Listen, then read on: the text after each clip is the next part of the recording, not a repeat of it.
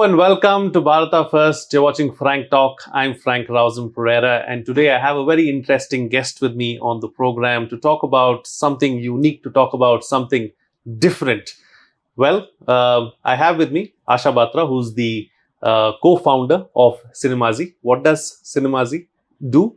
Well, Cinemaazi is a unique initiative, first of its kind, one of its kind also, you can say for that matter, in fact, which digitally documents India's cinema history. And let me introduce on the program Mrs Asha Batra. Welcome. Thank you for being here, and it's such a pleasure having you on the program. Thank you, Frank.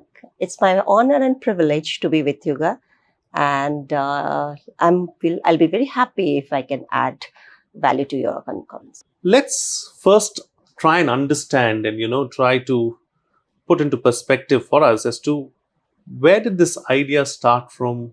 How did you come up with this concept of Cinemaazi, and what prompted you to go ahead and take this step? So the story of Cinemaazi, as everybody knows, Cine means cinema and Maazi means the past. So basically this is a project or a documentation process wherein we are thinking of documenting the whole cinema history basically. So as we all know that the cinema actually came on a very rainy day in India. And similarly, actually, the Cinemaazi came to our life in one of the rainy days. So very interestingly, this is the time when we were actually building a place in our hills, and then we were actually finding out lots of information which could be different optics, which can intrigue people who were visiting to this place. So in one of these visits, when we were in the Chandni Chowk and we were looking for things around it, we found out that there was one gentleman who was sitting there and he was selling some stuff which was like, of course, cinema being one of the many aspects. We all know that cinema just catches your eyes and you just want to go there and then look around, what is there in that film. So we just went cinema there. Is for everyone. Everybody, yeah, right. So that's in everybody's consciousness, we have cinema in our, and it has entertained us for so many time periods. So that's how we were there, and then we went there and then we were just looking at the posters and things which he had put up and all. So while looking at it, it actually catched our attention, and we thought that this will be very interesting thing to just put up in that place, and then maybe people who are visiting there up in the hills might be interested and all. That's how we all started. And then so this gentleman, he caught I think he was a great businessman, I would say. That's how he just caught our attention also. He said, I'll come to your house, ma'am, I'll come to your place, and then I'll show you things and all these things. I said, okay, theek hai, aa jao.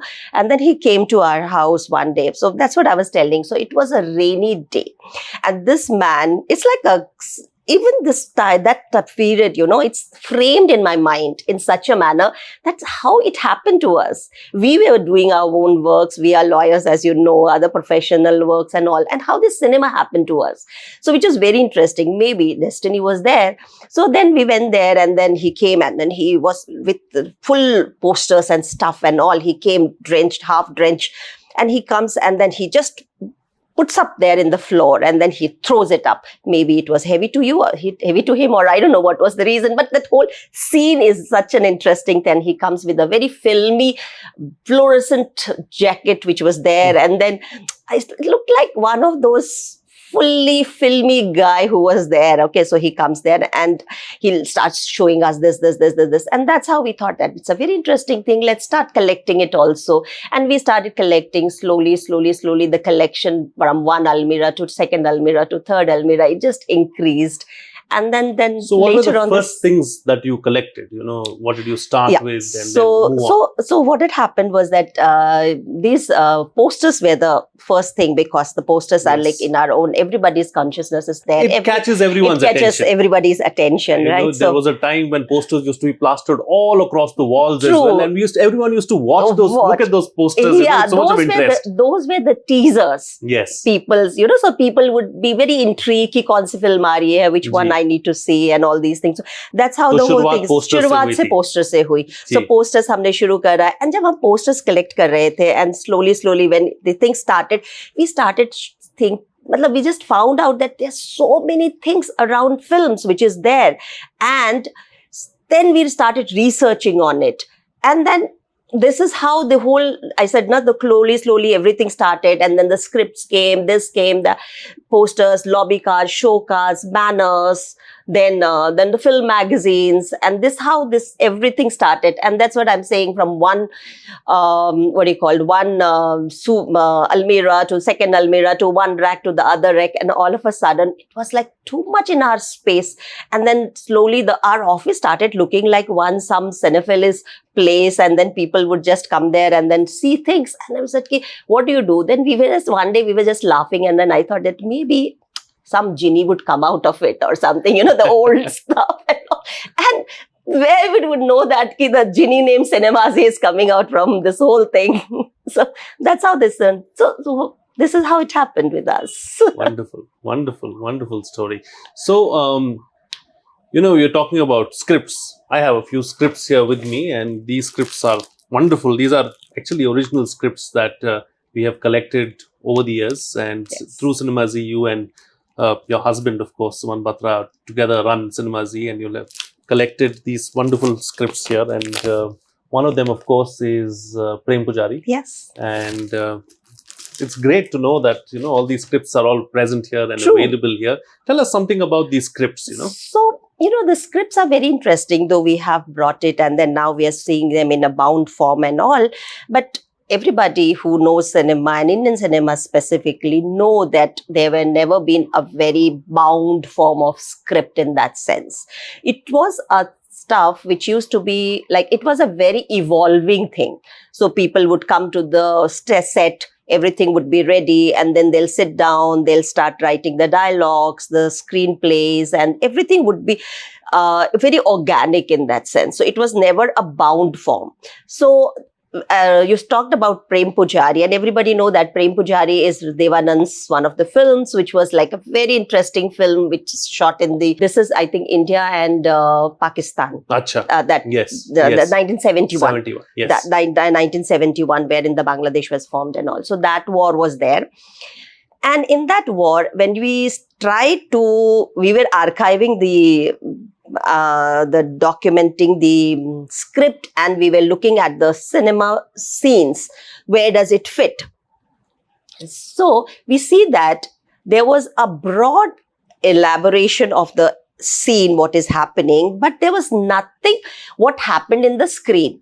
So there was a total mismatch between the scene and the script. So that's how we come to know that, these are things which would have been extempore or just impromptu. Some organically might have changed at that point of time. And then that's how it used to be evolved, So the Indian cinema is all about that. आपने जिक्र किया था that you lawyers and advocates, and from there getting into cinema, क्या हो गया, what is this kind of a thing, So has it helped? Has it been a deterrent? Has it been a stumbling block, really coming from a legal background and going into this kind of a passion, passion for cinema? Because very, very different if you look at the career path of a lawyer, and if you look at someone who's interested in cinema, it's very different. They don't seem to mix. But here it's a perfect mix, of cinema and professional life as well. So how has that played out?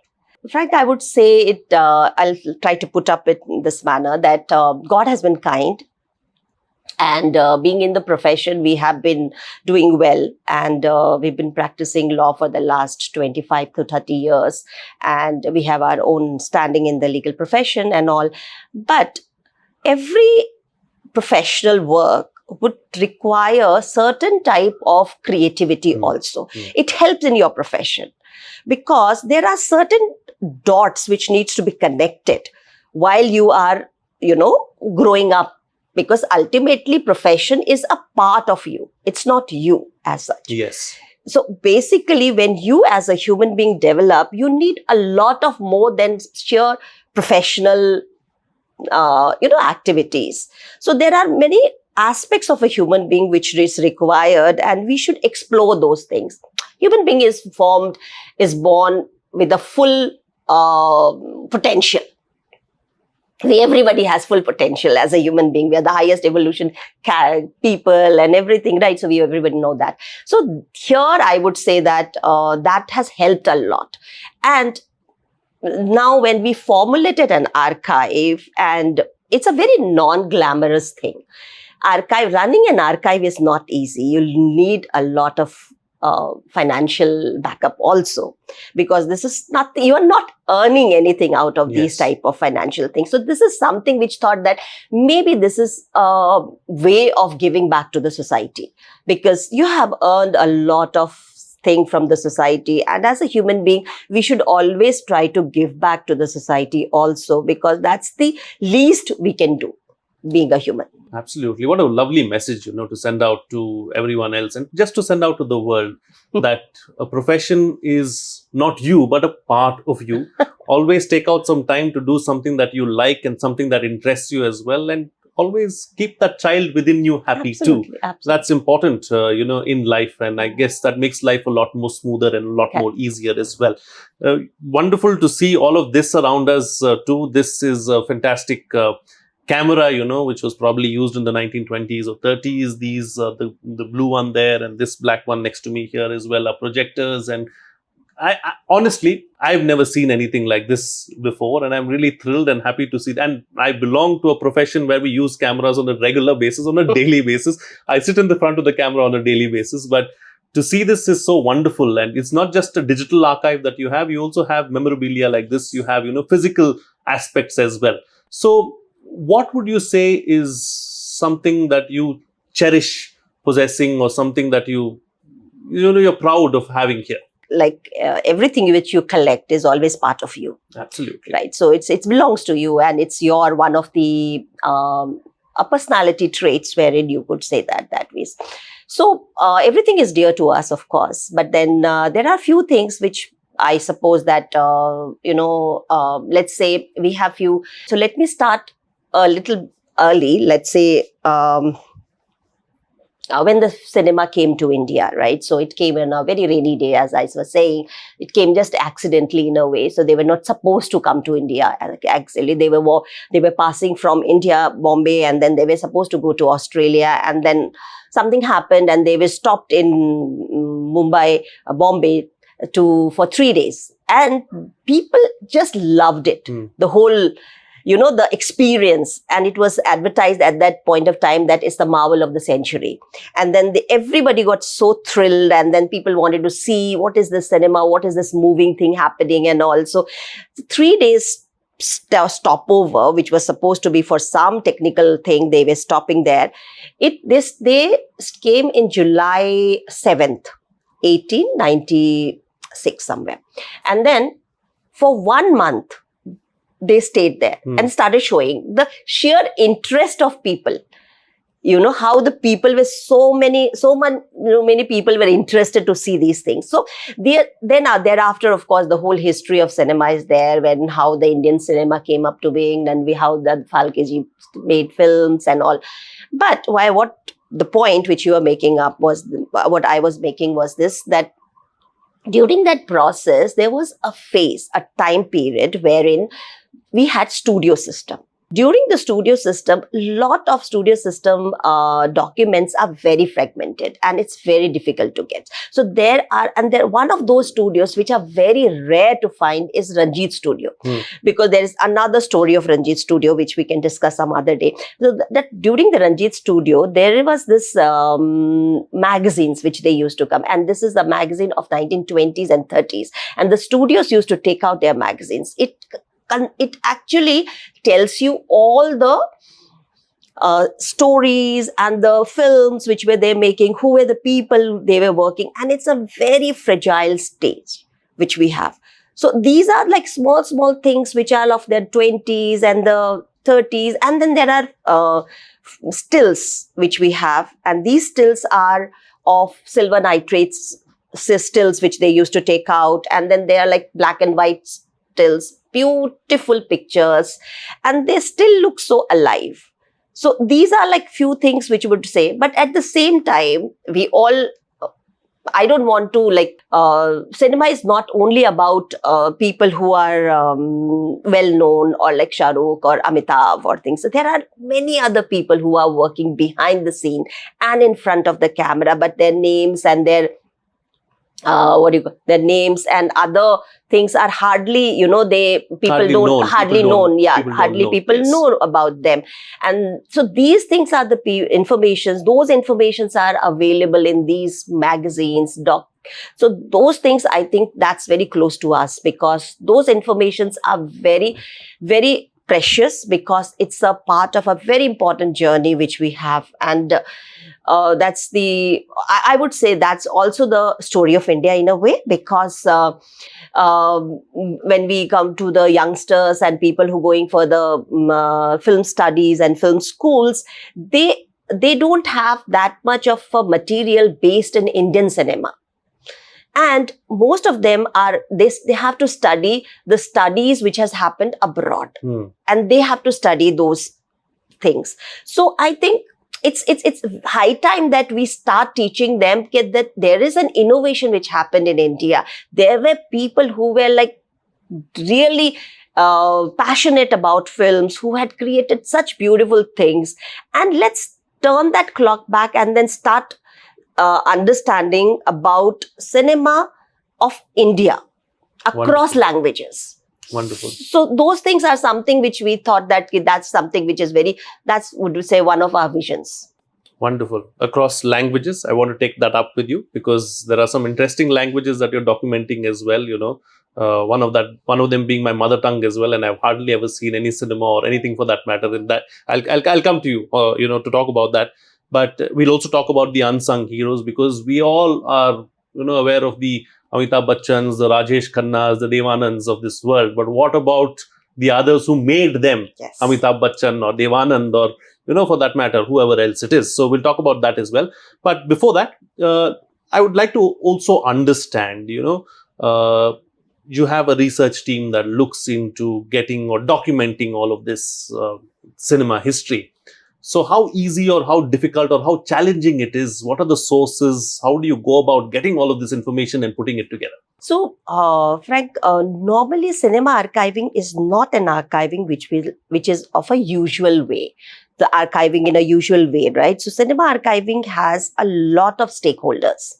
And we all know that every person who has watched a film is part of that memory. And that is how this is important to tell you, that archiving film needs a very humane approach. It's not that simple to do, because there are stakeholders who are like in their 80s, let's say fans, who have watched films of late 40s or early 40s and all. And these are the people who are in their 80s, and they function in a very private, let's say, digital groups or in a fan groups. So you have to assimilate information from that type of a people, firstly. That's one part of it. Then it's a part of an oral history.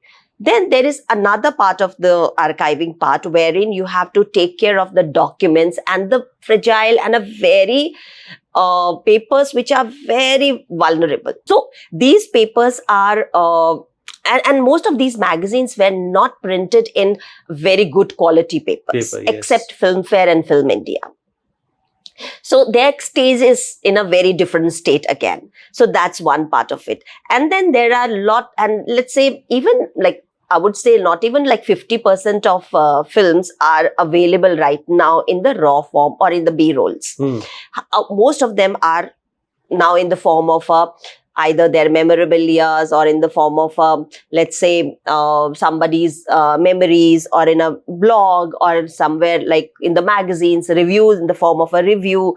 So these are, and then song booklets, which has they used to have a story around that, the credit rolls were there in that. So these are the different places from where you have to collate the information, and you have to try to create something as authenticated as possible, because that's one part of it. So these are the different sources, and I would say everyone who has actually seen a film and has some type of a memory is a stakeholder of cinema memory thing, and they are the part of archiving. That's how it would I would put it like that. Yeah, and all these things are etched in each one of our memories as well. So it becomes such an integral part of everyone. talking about integral part, of course, like we spoke about the unsung heroes, they too are very integral part of the entire cinema verse, if you look at it from that perspective. And I love the fact that Cinemaazi, celebrates them. It is important to celebrate the people who are working behind the camera, or for that matter, in front of the camera, and doing all of the other, because of lack of a better word, I'll say dirty work, so to speak, So, how has that journey been? Cinemaazi, when we were setting up Cinemaazi, we were in the we were discussing with few people, and then we ultimately formulated a prototype of a vision document wherein we thought that what all we need to do and all. So in that process, we realized that there are people actually, they can they have in their memory, the artists, especially the stars, are there in their memories, but there are so many people who work behind those cameras or behind the filmmaking in the process itself. So these people were the one who were actually very important to be documented and to be recorded in the history. So that was one aspect of it. But collecting information about them is not easy. So that's another aspect of the whole thing. So these are the two processes which we needed to, culminate into one a place. So of course it's not that easy, because these are informations which are let's say, even like we all know that because Guru Dutt is nowadays the talk of the thing because of his centenary. We all know that Wahida Rahman looked so pretty, and she was such a beautiful lady who used to perform in Guru Dutt's films and all. But the cameraman, who was the eye of the director, his vision or his idea, how he wanted to project the actress or hero or a heroine of that film, or how he would frame it. So these are the things which you would like to understand. How did they worked in that sphere, and what was their relationships, and who were they? And even like we all know about Raj Kapoor, right? So Raj Kapoor's films were so good and beautiful films. Everybody knows about Raj Kapoor films, but who was his cameraman? Who was his sound designer? Right? So these are the things which we should explore. And because cinema is not only about one person, it's a teamwork. Absolutely. It's something which everybody is involved. Everyone who is in their filmmaking, right from the spot boy to the actor, director, producer, everybody is actually a stakeholder in that. And they all have to align their creativity accordingly. And they have to have a passion to it. Otherwise, that serendipity of that film would never come out in the camera. True. Very true. So that is so those people we normally forget. R.D. Burman's music is known to everybody. We all love the music. But who was the person who were behind and who were arranging that music? That's very important. And there was one gentleman called Ranjit Gajner. So he has that a very peculiar, and he was from Nepal, and he has a very peculiar sound which you would certainly not miss in R.D. Burman's songs. They were the madal. So madal is one small type of a drum, a small one. It is like a dholak only. And then there actually it has a very nice smell. So there are few songs where actually these madals are played. So he was one of those person. And then even the, let's say, background dancers, right? So background dancers are like, we all know that Saroj Khan, Farah Khan, and Ahmed. They were people who used to be at one point of a time a background dancers. But there were people who were continuously in a background, and they were very good dancers, very attractive faces. And those faces, if you see them today in camera, you will not miss them. But not many people would know. People will get intrigued. Who is she? She looks nice. She's such a nice dancer. But who is she? Nobody knows it. Right. So there was one person called Krishan Kumar and Surya Kumar. They were two brothers. We used to dance with Ajuri. Ajuri is like old time, one of the first item dancer who was like that item song dancer. She was there. And then with her, there used to be one gentleman called Krishan Kumar. His brother is Surya Kumar. Surya Kumar later became a choreographer. But Krishan Kumar was better dancer. And he was such a good dancer, and a person can see his moves and the dancing skills and all in there.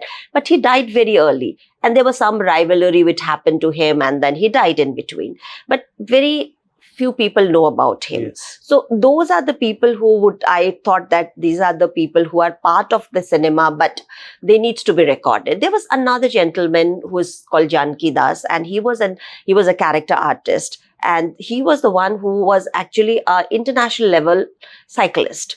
But at the same time, he's equally known. And if I show you the pictures and everybody, you will understand that who is this gentleman.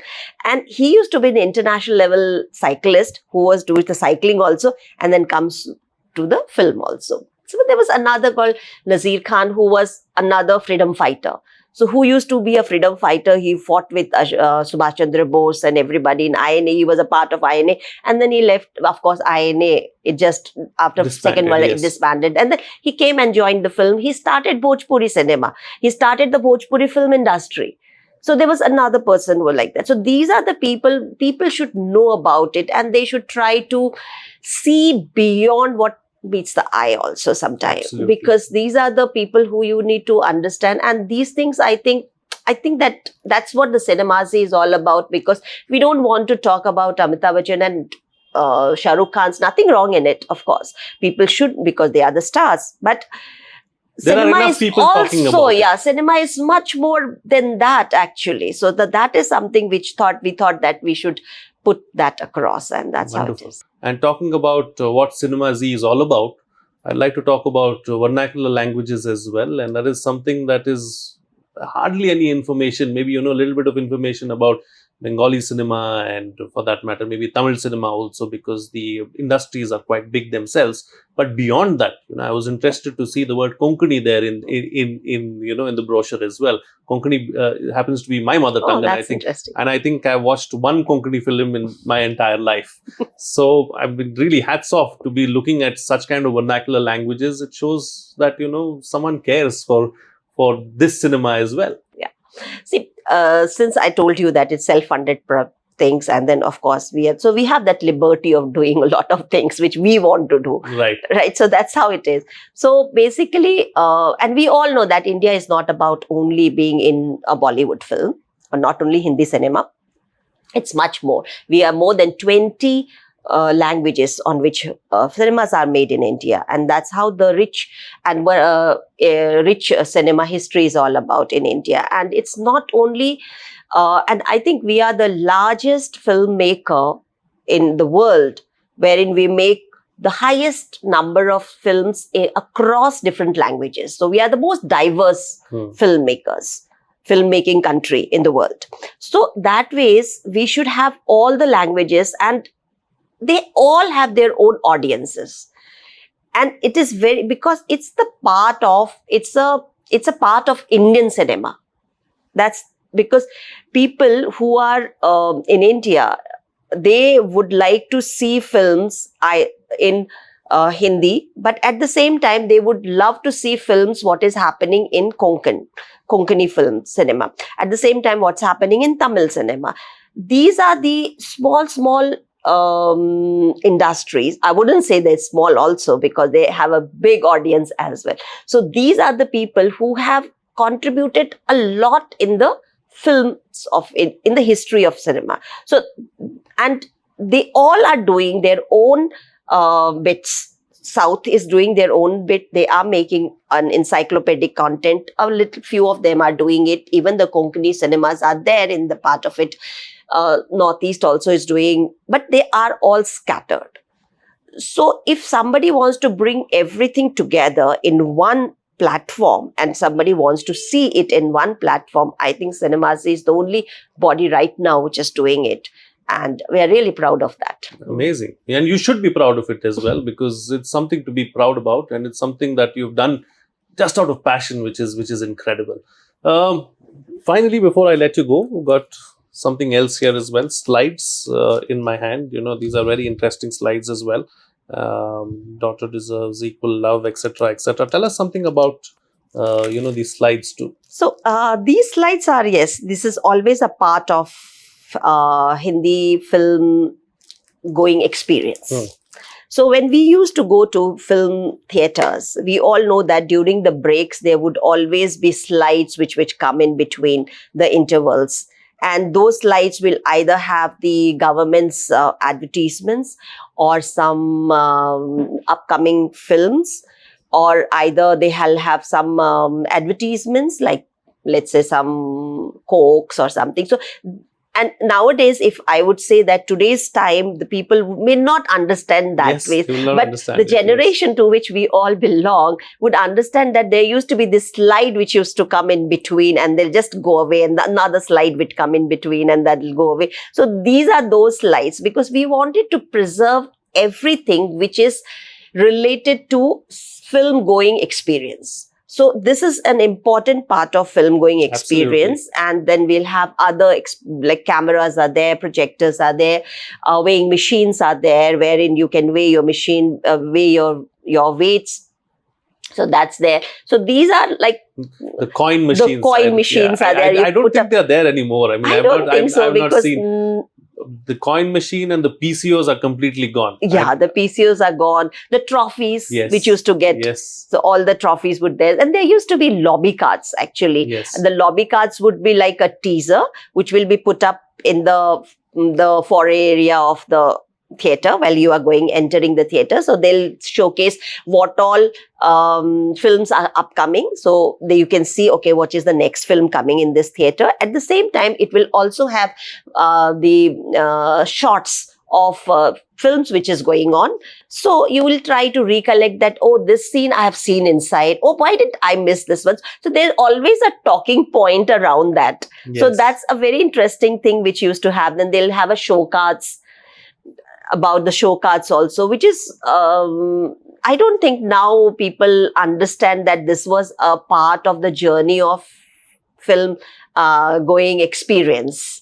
Absolutely. So that's how it is. Those were the times when movies would be watched under tents. Yes. We would be sitting on the floor and watching movies and so on and so forth. Of course, something that probably you'll never get to see today.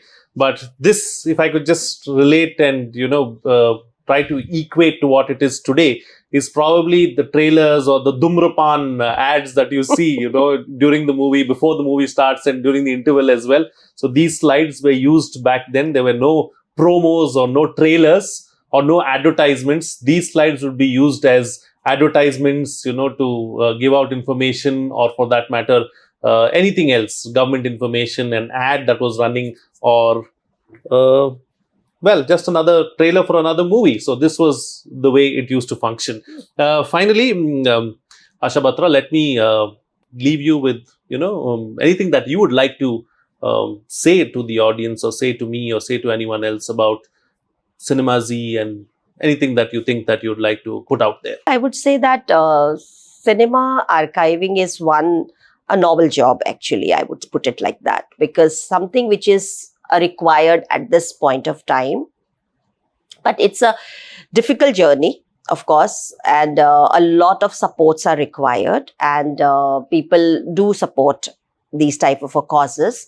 But I would say that this should not only intrigue or interest people who are academicians, or people who are people want to understand more about cinema, but I would say that film history is one thing which will, at one point of a time, I would say that people who are children, or people, whoever wants to go to film industry, or let's say it's a very explored terrain when you go to a film industries, or you start working in the film industries and all. So it's a very unexplored terrain for everybody, right? So that if you know the history about films, I think it's going to ease out your navigation in the film. So these are you have to look at cinema archiving or history of cinema, not only with thinking that okay, this is interesting, this is only will be interested for people who are into the academicians or who people wants to learn a little bit more about one person or the other person.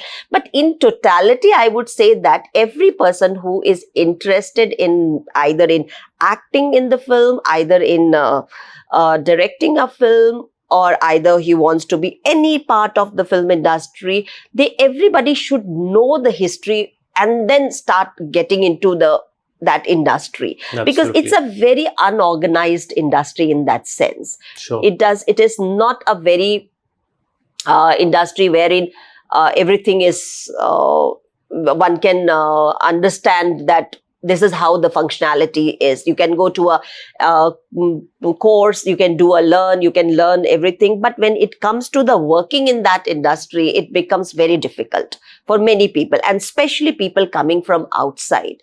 That's Very how true. the things.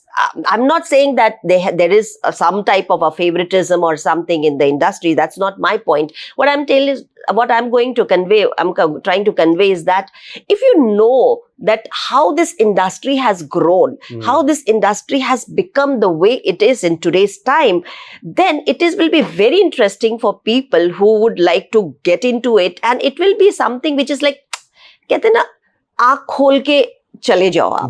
Ji. So आपने खुली आँख से चले गए आप. There was nothing very, of course, there will always be something which you have not figured out that will come to you, but at least it will not be an unexplored terrain wherein you would be going. So I think it's important, it's high time that everybody start knowing a little bit about the industry if you are interested in that. And Sure. History is a very important part, because we all know that if you learn your past, your present becomes, and your future becomes a bit easier. Absolutely. Because that's also the thing. And secondly, I would say that we should be very proud of what we have done. This is one industry which has made beautiful films, lovely films, still entertaining a major part of the population in the world. And the industry itself should also be part of this archiving. That's something which I feel that's something which I would, if I can, sometimes say that please preserve your films. Please take care of your films, because it is not that once you've made your films, it just vanishes thereafter, because it's a highly perishable thing. And government can do its bit, private archives like us can do our bits, but it has to be a mass movement. Very true. Everybody should be part of it, and they should try to support, they will try to create that type of an inquisitiveness, because everything helps in building it. That's something which I would think that I truly believe in it, that it has to become a mass movement. Then only we will be able to save the number of films which we have been making in the last 120 years. So, the sheer volume of the films are so many that 2-3 people doing will not make it yes, a movement. True. It has to be a mass movement. Very true. Very true. And like you said, it's important for anyone getting into the film industry at any point in time or anywhere on the ladder to know the history of Indian cinema. Just like for every informed citizen in this country, it is always good to know about your history, your nation's history, to step into the future, to become a better individual and to become a better citizen and to become a better Bharatiya. It's important to understand how great our kings were, how great our country was, how great our kingdoms and empires were, and how great our naval prowess was, etc., etc. We've given to the world so much. So unless you know about it, you can't step into the future going with that same kind of confidence. So wonderful leaving with that thought. Asha Batra, thank you so much for joining me on the program, sharing your views, giving us a small little sneak peek into your passion, into Cinemaazi and everything that you do here. A pleasure having you on Frank Talk. Thank you so much. That's it in this edition of Frank Talk. But don't forget to like, subscribe, hit the bell icon and share the content so that more people get to know about this content in Bharata First as well. Until next time, this is Frank Rausan Pereira signing off.